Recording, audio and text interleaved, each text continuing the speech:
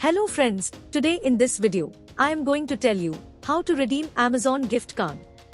Only in some easy steps, all steps you can see on your screen. So let's get started.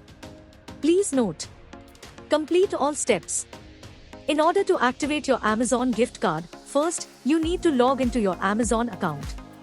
Once logged in, search for the gift card section on the page. There you will find a Redeem Amazon Gift Cards button. Redeem a gift card window will pop. There you will be able to enter your gift card code. Copy the activation key and paste it into the Enter Your Premium Code field, then click Apply to Your Balance button. Please note, claim code it may be on the receipt of digital cards, or it will be in your email. Please note, bear in mind that your gift card must match the region country you are in. For example, if your Amazon account is German, your card must be for Germany. We suggest always checking the restriction of the gift card. By using this method, you can easily redeem your Amazon gift card. Hope you like this video. If yes, please hit a like button and don't forget to subscribe our YouTube channel. Thanks for watching this video.